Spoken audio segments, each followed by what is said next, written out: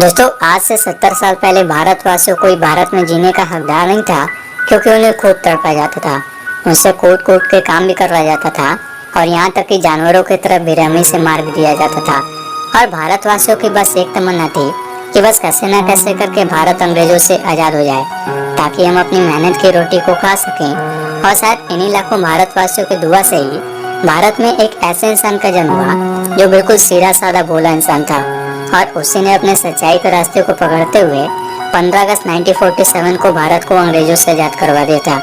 जो कि मैं आपसे बात कर रहा हूँ father of the nation, Mahatma Gandhi ji के बारे में।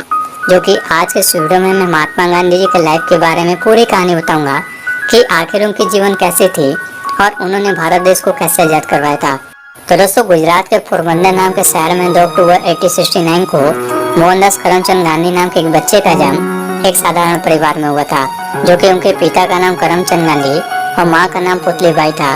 जो कि गांधी जी के पिता के टोटल 4 वाइफ थी, जो कि 2 वाइफ की मौत बहुत जल्दी हुई थी और इसीलिए उन्होंने 2 और शादी कर लिया था। और गांधी जी अपने पिता के चौथे वाइफ के बच्चे थे, जिनका नाम पुतलीबाई था। और गांधी जी की बचपना कुछ इस तरीके की थी कि वो काफी शर्मिले टाइप के इंसान थे।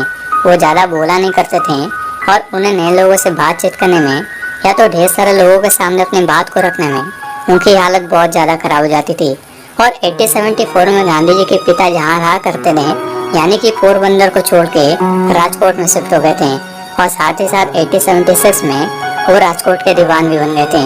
और जब गांधी जी 9 साल के थे, तभी वो राजकोट के लोकल स्कूल में पढ़ने जाया करते थे और सिर्फ 11 साल की उम्र में अपनी हाई स्कूल की स्टडी को कम्प्लीट कर लेते हैं, जिसमें कि वो अर्थमैटिक, हिस्ट्री और गुजराती लैंग्वेज सीखा करते थे। और इन्हीं दौरान गांधी जी के अंदर ये देखने को मिला कि गांधी जी पढ़ने में तो अच्छे थे, लेकिन उनका इंटरेस्ट गेम जैसे चीज़ों में नहीं था। वो बहुत ज़्यादा शर्माते थे। और 1883 में जब वो सिर्फ 13 साल के थे, तभी उनके माँ बाप ने उनकी शादी उनसे 1 साल बड़ी लड़की कस्तूरबा नाम के लड़के से करवा दिए थे। और शादी तो हो गई थी, लेकिन वो लोग एक साथ नहीं रहा करते थे, क्योंकि गांधी जी का ये कहना था कि 13 साल की उम्र में शादी करने का मतलब हमारे लिए सिर्फ नए कपड़े पहनना, मिठाई खाना और बस पार्टी का मजा लेना था। लेकिन गांधी जी जैसे जैसे बड़े होते गए, वैसे वैसे उन्हें उनके वाइफ के प्रति फीलिंग बढ़ती गई। और जब वो 18 साल के थे, तभी उनके वाइफ ने अपने पहले बच्चे को जन्म दिया था। लेकिन कुछ दिनों बाद ही उसकी मौत हो गई थी। और उसी समय 18 साल की उम्र में गांधी जी अपने ग्रेजुएशन को अहमदाबाद से कम्प्लीट किए थे। और उन्हें किसी ने ये सजेशन दिया कि अब उन्हें अपने ग्रेजुएशन के बाद इंडिया के बाहर जाकर लॉ की स्टडी करना चाहिए। लेकिन उसी टाइम गांधी जी का दूसरे बच्चे का जन्म हुआ था, जिसका नाम हीरा लाल था।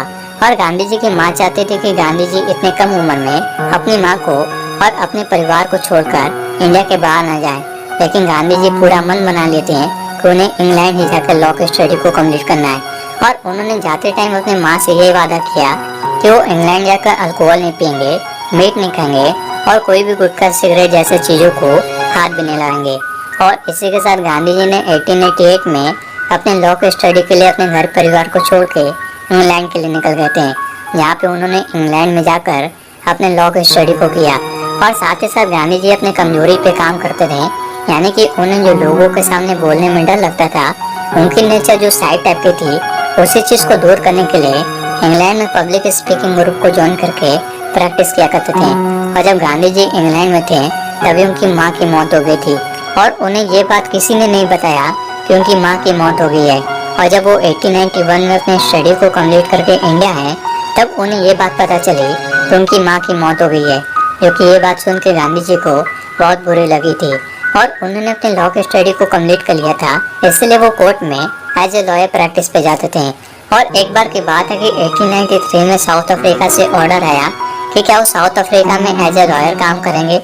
और गांधी जी ने उस प्रपोजल को एक्सेप्ट करके उसी साल साउथ अफ्रीका के लिए निकल गए थे। और जब वो साउथ अफ्रीका पहुंच गए, तो एक बार की बात है कि गांधी जी को जाना था कोर्ट में केस के लिए, और इसलिए वो ट्रेन की फर्स्ट क्लास की टिकट को लेकर फर्स्ट क्लास में ट्रेवल कर रहे थे। और क्योंकि उस टाइम अंग्रेज साउथ अफ्रीका में राज करते रहे, और इसलिए वहाँ पे अंग्रेजों की चलती थी। और अंग्रेज काले रंग और छुआछूत जैसे चीज़ों को बहुत बढ़ावा दिया करते थे।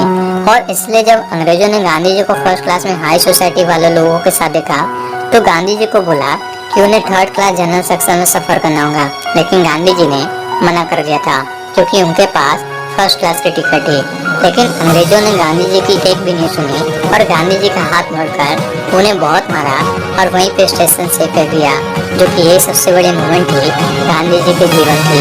और यहीं से उनकी आंदोलन शुरू होती है, क्योंकि इसी के चलते उन्होंने बहुत संघर्ष करके भारत को 15 अगस्त 1947 में अंग्रेजों से आज़ाद करवा देता।